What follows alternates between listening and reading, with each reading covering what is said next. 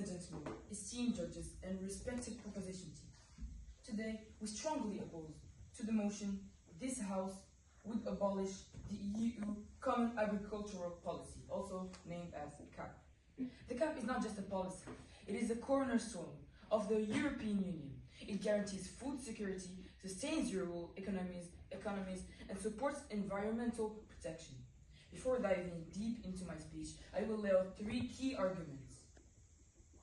First, how the CAP ensures food security, like I said, for the EU. Second, how it supports rural development and sustains millions of livelihoods. And third, how it promotes environmental stewardship through ongoing reforms. Malak, our second speaker, will be embracing my last point, stating its global developments and the failing of reform. Our third speaker, Asma, will be refuting the proposition's arguments and concluding our motion. Let's begin with the first arguments. The primary purpose of the CAP is to ensure food security for the EU 447 million citizens. Let's not forget the history. CAP was established in the aftermath of World War II, when Europe faced widespread food shortages. It succeeded in creating a stable and reliable food supply, and that need remains today. Food security is not just about having enough food, but about resilience in times of crisis. In recent years, we've seen global shocks like COVID-19 pandemic, climate change, geopolitical instability, such as the war in Ukraine. These events remind us how fragile international trade system can be. Without CAP, the EU would become dangerously dependent on food imports, exposing its citizens to volatile global markets, supply chain disruption, and price spikes. CAP protects European farmers so they can continue to produce food domestically, ensuring stability and self-sufficiency in a uncertain world. Plus, the CAP is a lifeline for rural economies across Europe. Around 10 million farms and 22 million jobs depend directly on agriculture, with millions more supported and indirectly. Abolishing the CAP would devastate these livelihoods and lead to widespread rural depopulation. The CAP doesn't just provide subsidies.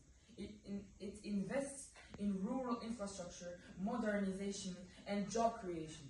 For example, it funds projects to improve access to technology, training programs for farmers, and initiatives to attract young people to agriculture.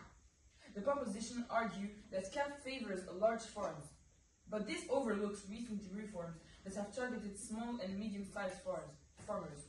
Additionally, the CAP rural development pillar focuses on preserving the social fabric of rural communities, ensuring they remain vibrant and sustainable. Abolishing the CAP would leave millions of farmers unprotected and allow wealthier countries and corporations to dominate the agricultural landscape, further marginalizing rural communities. And finally, critics claim that the CAP harms the environment, but this is misleading. The CAP has evolved significantly over the years, with a growing focus on sustainability. Recent reforms include the greening measures, which tie subsidies to environmentally friendly practices like crop diversification, preserving grasslands, and maintaining ecological focused areas. Farmers must meet these standards to receive financial support, encouraging them to adopt sustainable practices.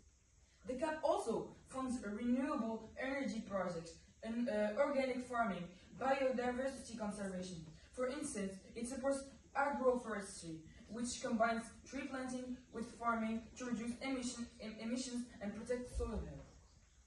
While there is always room for improvement, abolishing the CAP would dismantle these initiatives and leave the EU without a coherent strategy to balance agriculture and environmental protection. Reform, not abolition, is the way forward. Before concluding, I would like to answer some arguments from the proposition.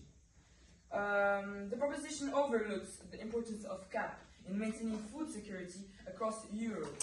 CAP ensures a stable supply of affordable, high-quality food for 447 million EU citizens, like I said earlier. Abolishing it risks increasing dependency on imports from non-EU countries, which are subject to geopolitical risks and fluctuating global markets. A cap-less system would threaten Europe's capacity to respond to crises such as pandemics or war, where local food production is critical. In conclusion, I'll end with this. The CAP is essential to the EU's stability and prosperity. It ensures food security, sustains rural communities, and promotes environmental stewardship through evolving reforms. While the proposition claims the CAP is outdated, we argue that it remains vital to addressing modern challenges like climate change, economic inequality, and global instability.